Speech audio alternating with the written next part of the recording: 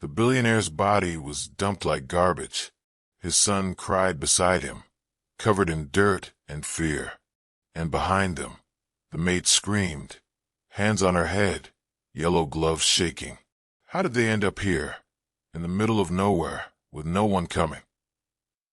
They were gone for 3 days. No phone calls, no ransom notes, no trace. Ethan Marshall, billionaire, father, and fiancé, vanished without a single clue. And with him, his 5-year-old son, Liam. The staff whispered about car trouble. The news said it was a robbery. Vanessa, his fiancée, sobbed in front of cameras. But Maya Carter, the maid who had been in that house her whole life, felt something deeper, something evil. She'd raised that boy. She knew Ethan's routines. And she knew Vanessa's smile never reached her eyes. Liam had been sick, weak, and no therapist could explain why he wouldn't speak anymore. No doctor could calm his shaking hands. But Maya never gave up. She stayed. She listened. She prayed. Then one morning, the mansion door creaked open. Mud on the carpet, a shadow in the hallway. And when she turned the corner, she dropped everything in her hands. Because there in the middle of the doorway was the little boy she had raised, crying filthy, and holding his unconscious father's hand. But what happened to them out there? And why was Liam only whispering one name over and over? Before we continue, please like, share, and subscribe, and tell us in the comments where you're watching from. Now let's dive back into the story. The wind howled across the wasteland. Plastic bags rustled in the trash, and somewhere beneath the wreckage, a small boy sobbed. Liam's green shirt clung to his skin, soaked with tears and dirt. His hands shook as he tried to rouse the man beside him, the one in the torn khaki shirt, bleeding and barely breathing. "Daddy, wake up," he whispered. But Ethan Marshall didn't move. His skin was pale, his lips dry, his body limp on the cold, filthy ground. Liam's cries echoed across the garbage-strewn clearing, swallowed by silence. He looked around, but there was no one. Just birds circling overhead and the stink of rotting waste. Then footsteps. Fast, heavy, unsteady. Maya. Her yellow gloves flashed as she stumbled into view. Eyes wide, mouth open, frozen in horror. She dropped to her knees behind the child, gasping, "Lord Jesus." Her gloved hands hovered in the air, unsure whether to touch Ethan or cradle the boy first.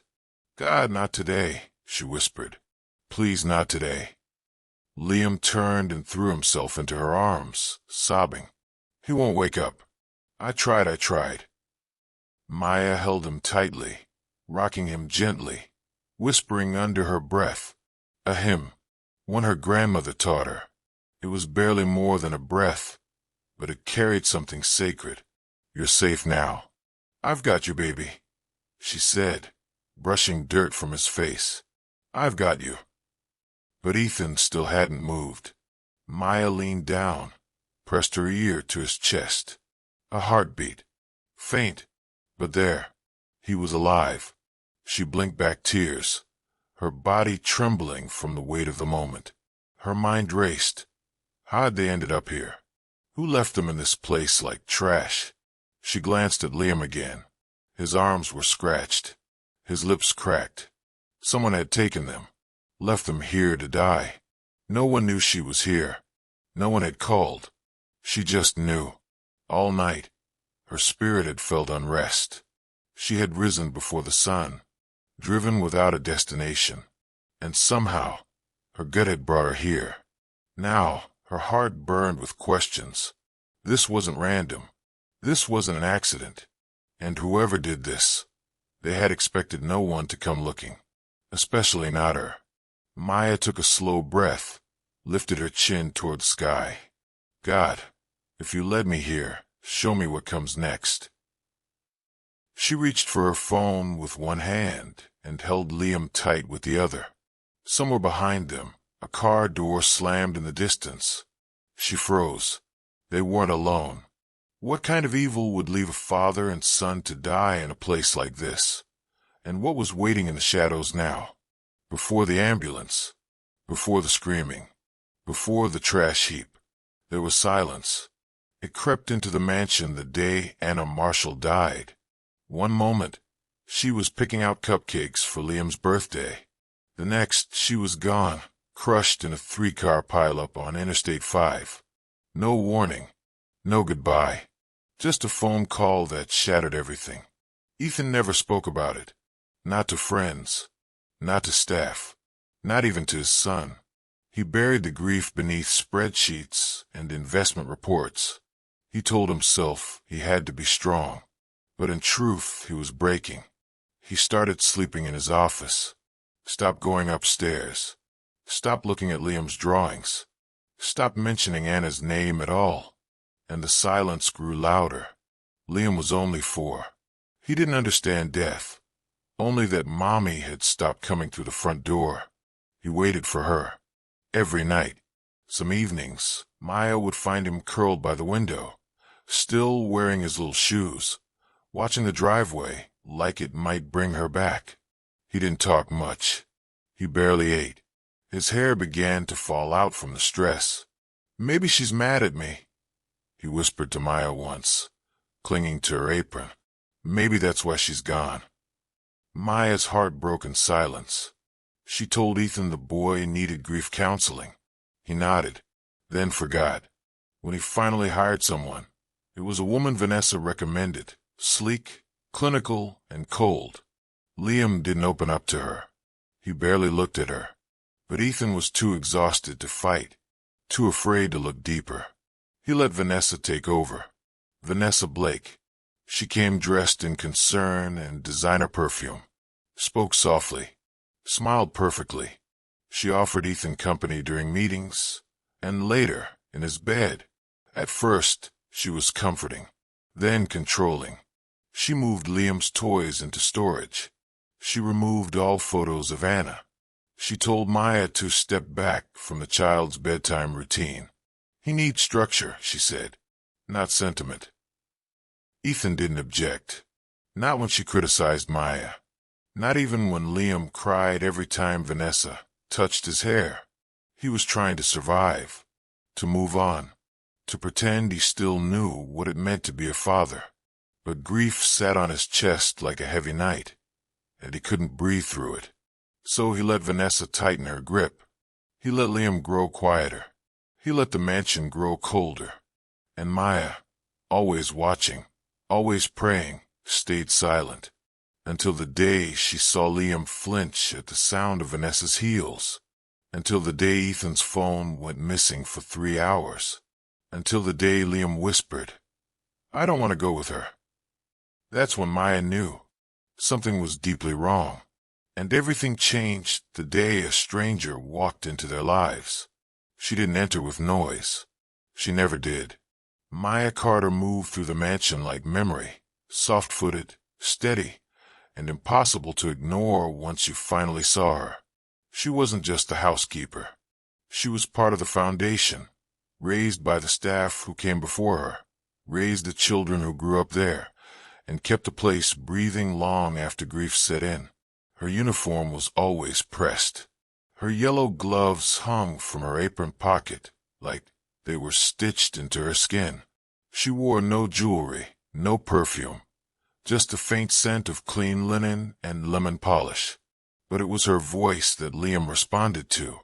She found him curled under the grand piano, knees pulled to his chest, shoulders trembling. Maya didn't call out. She simply lowered herself, slow and careful, until she was eye level with him. Then, gently, she touched his forehead with the back of her gloved hand. It was a touch full of story, like the way village women bless a child after fever, like the way her grandmother used to say, "A child hears safety through the skin first, not the ears." "I see you, my boy," she whispered. Her voice was low, velvety. It didn't ask him to come out. It simply invited him to stay a little longer in safety. Then she began to hum, a slow, wandering melody passed down through generations. No words, just sound, like something sung while carrying water in a clay pot at dawn. Liam peeked up at her. His lip trembled. His eyes were wet. But he reached forward, small fingers brushing against her sleeve. Maya paused her humming and smiled. "There you are," she said. He nodded, just barely. From the hallway, Ethan watched. He had come to check on Liam, only to find him hiding again. But now something was different. The boy who hadn't spoken in days was staring at Maya with wide, blinking eyes, as if she just pulled him out of deep water. Ethan's brows furrowed. It was the second time this week Maya had found Liam when no one else could. The second time her presence shifted the energy in the room. He didn't speak, just stepped back quietly, unsettled and unsure. Later, when Vanessa asked why Liam seemed calmer, Ethan had no answer. But Maya did. She was watching, waiting, praying. And when Liam whispered, "Stay with me," as she tucked him into bed that night, she did. She sat beside him in silence, one hand on his back, the other on her Bible. The candlelight flickered across the floor, warm and low. The house had no idea what had entered it. Not yet, because sometimes the softest ones carry the deepest fire, and no one, not even the billionaire, knew the power Maya carried inside her. She wasn't supposed to be there. Vanessa had made that clear. During therapy hours, no interference, she'd said. But the therapist had come and gone, and Liam was still curled up in a ball on the playroom floor, silent and small. So Maya waited until the house grew quiet. She slipped off her shoes, took a deep breath, and walked softly across the hall, like her spirit had been summoned, not her job description. Liam sat in the corner, knees tucked under his chin, a box of crayons scattered around him, but untouched. Maya didn't call out. She didn't ask questions. She just knelt, slow and deliberate, until she was at his level. Then she touched her forehead gently to his. The gesture was ancient, the kind of comfort village women gave to sick children in the dark, the kind that said, "I see your pain. I'll hold it with you." "I brought your paper," she whispered, pulling a clean white sheet from her apron. No response. She sat beside him, her knees creaking, her breath steady. Then she began to hum, low, slow, the same melody her grandmother once sang while shelling peas on the back porch. Liam's body tensed, then softened. His fingers twitched. He reached for a green crayon, then paused. Maya didn't move. One line, then another. The crayon slid across the paper in his small, shaky hand. A tree, a sun, a stick figure with spiky hair. He looked up at her, just for a second. "Is this okay?" he whispered. Maya blinked back tears. "It's beautiful." Outside the room, Ethan froze mid-step. He'd been looking for his charger. Instead, he'd found his son drawing for the first time in weeks. His chest tightened. It should have brought peace. But it didn't. Because it wasn't the therapist who had coaxed Liam out. It wasn't Vanessa's new methods or the medication they'd tried last month. It was Maya.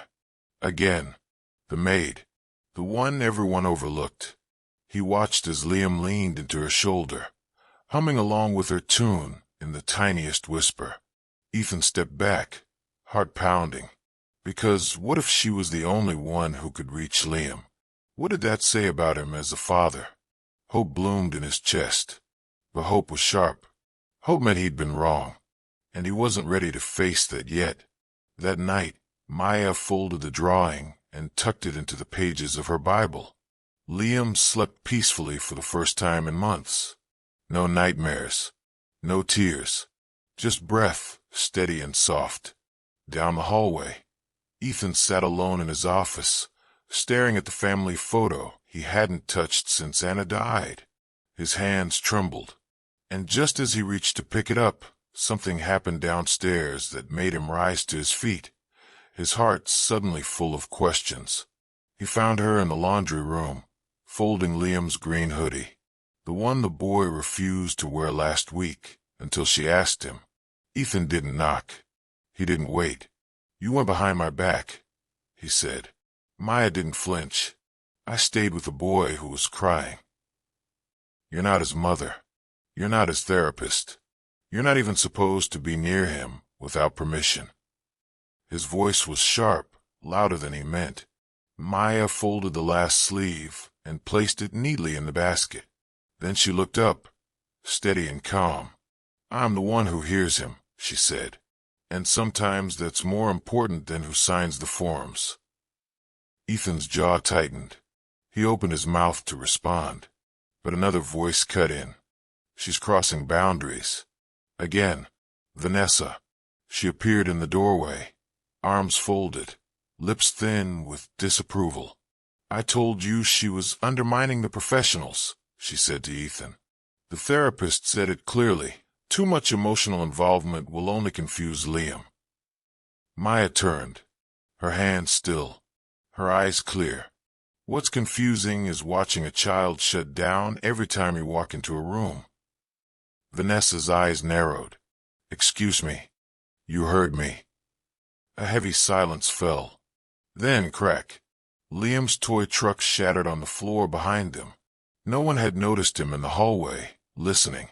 Now he was standing there, eyes wide, tiny chest heaving.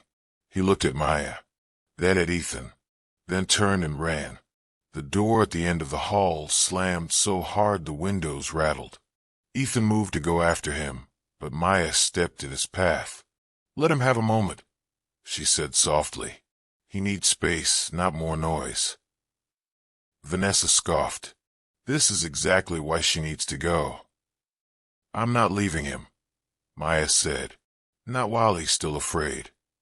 Vanessa leaned in, close enough to whisper. "Keep pushing," she hissed, "and I'll make sure the next police call is about you." Maya's face didn't change. "You can threaten me all you want," she said, "but I've already seen what God can do, and I'm not afraid of you." She walked away, down the hall toward Liam's room.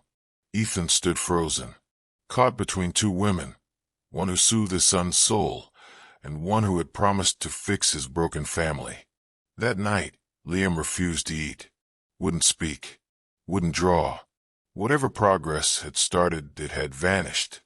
Vanessa gave Ethan a knowing glance across the dinner table. "I warned you," she said. He didn't answer. He just stared at the empty seat where Liam used to sit, the broken truck still lying in pieces on the floor. The house felt cold again, wounded, silent, but deep in the back of the mansion, a locked drawer had just been opened, and Maya was reading a document that didn't belong to her. The battle for that boy's soul wasn't over. In fact, the real fight had only just begun.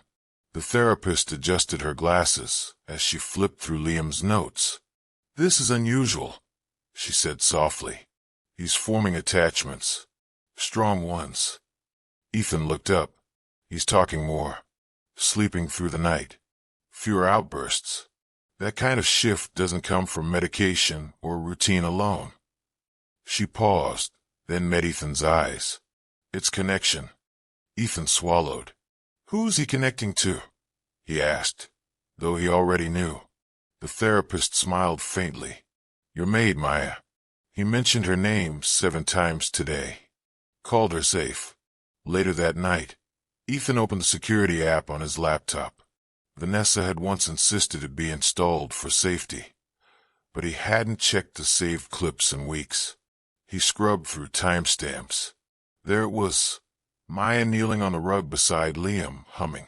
Him leaning into her arm, relaxed, smiling. Clip after clip, Liam came alive in her presence. Then one video stopped him cold.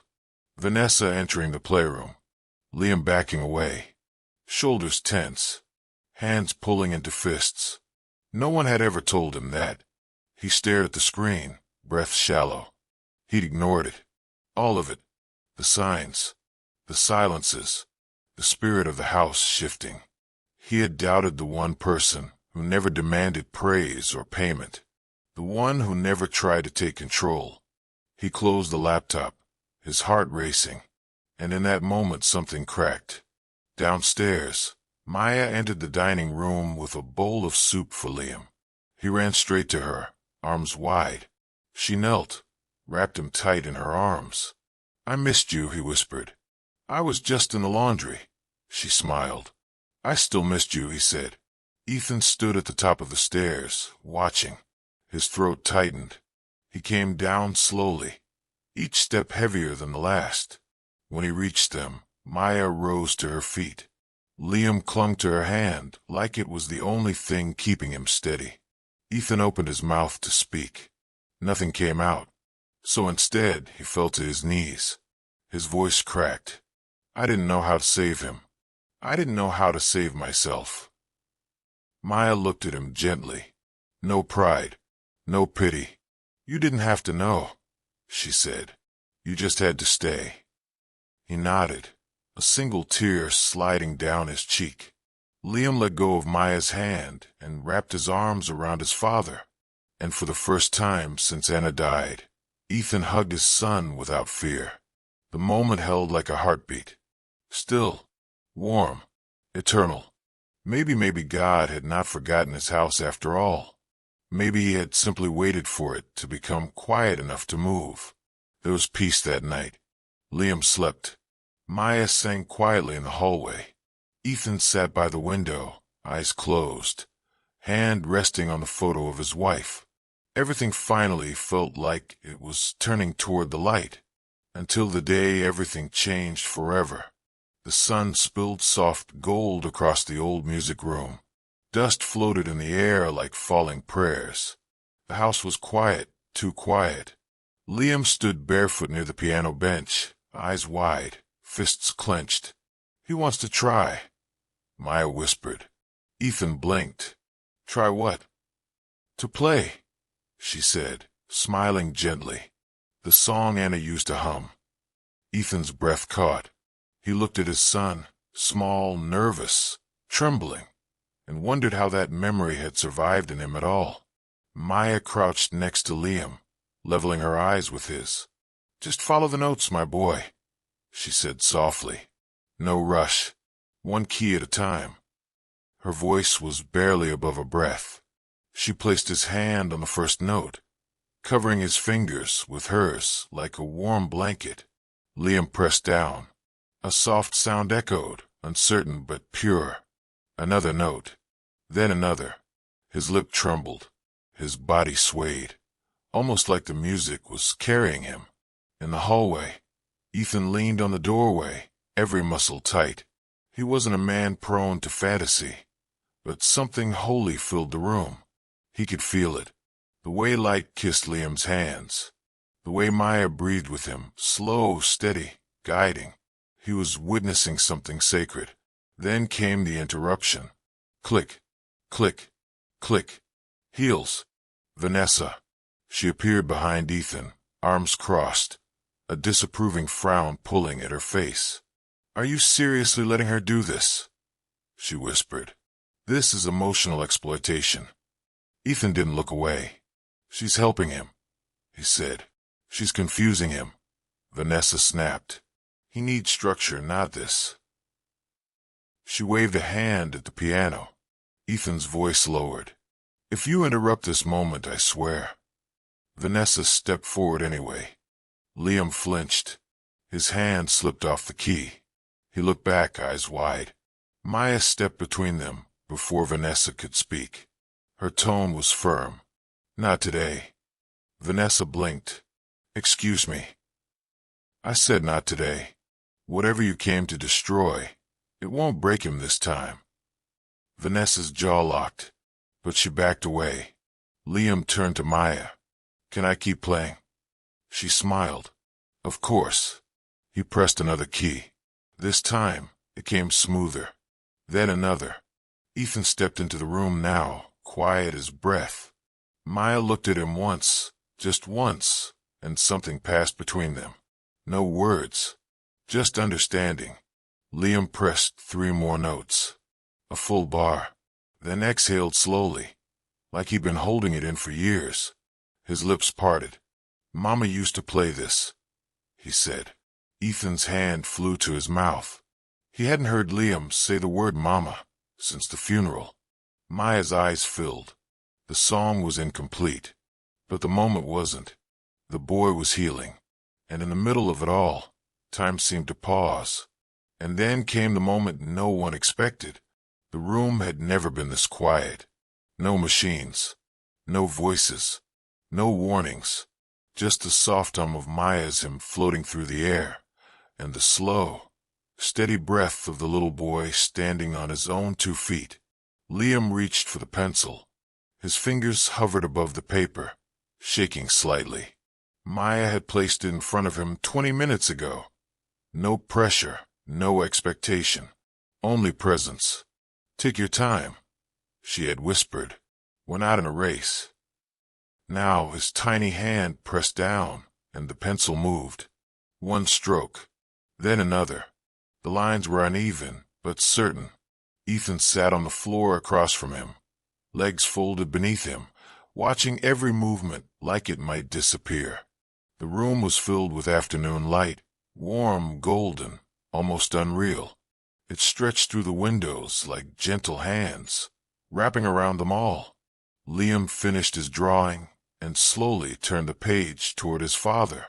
A stick figure, a son, a smaller figure holding a larger hand. Below it for shaky words. "Daddy, I'm not scared." Ethan's heart shattered. He tried to speak, but his voice failed him. His throat tightened.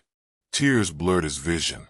And then he dropped, right there on the hardwood floor, onto his knees, face in his hands, sobbing like a man set free from chains he didn't know he still wore. Maya moved to his side, trembling now herself. Her tears were silent, falling without sound. She placed her hand on his shoulder, steadying him, grounding him.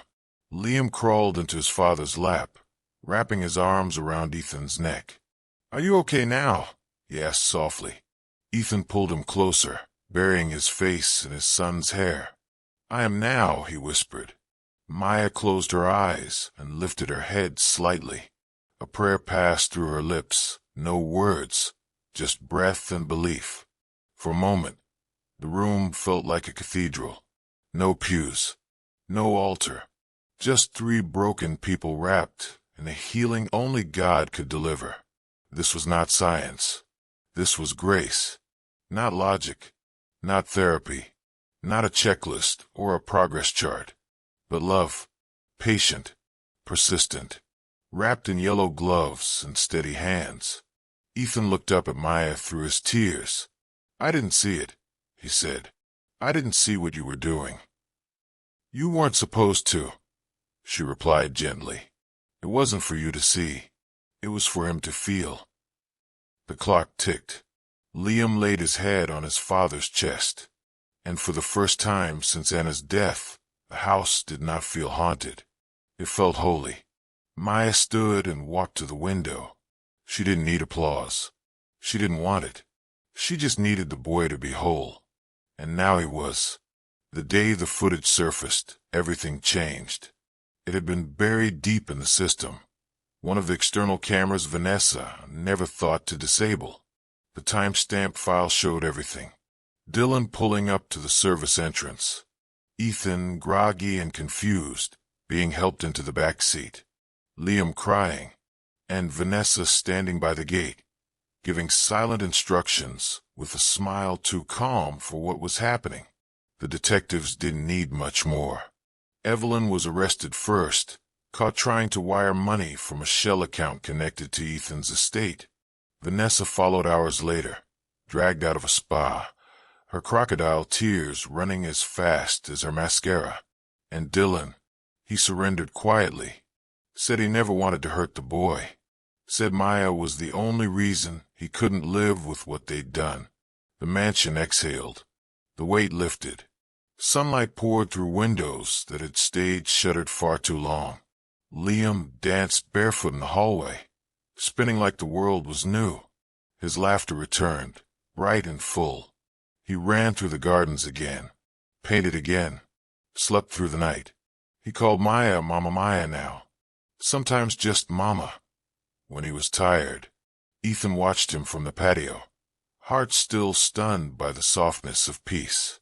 "I don't know how to thank you," he said one afternoon as Maya handed him a fresh cup of tea. She smiled. "You already did. You believed him." He looked at her, really looked, and saw not a maid but a pillar, a covering, a quiet miracle. "I want you to stay," he said. "Not just here in the house. I mean in this family. With us." Maya's eyes filled, but she didn't speak. He continued, voice thick with emotion. "This home isn't whole without you. And I don't want Liam to ever forget who stood between him and the darkness." She nodded once, hand trembling slightly as she reached for the tea. There were no big speeches, no ceremony, but Ethan gave her something sacred, permanent legal guardianship of Liam if anything were to happen, a seat at every table, her own suite, a key to the family's future. Maya didn't ask for it, but grace often gives more than we ask. One evening, as the sun dipped behind the hills, Liam tugged on her apron and whispered, "Can we sing before bedtime?" She bent down, touched her forehead to his, and began to hum. The same tune, the same rhythm. Only this time, Liam joined in. The house, once cracked with grief, now pulsed with life. Miracles don't always fall from heaven. Sometimes, God sends them quietly, dressed as the person we least expect. She came to clean the house, but ended up saving the soul inside it.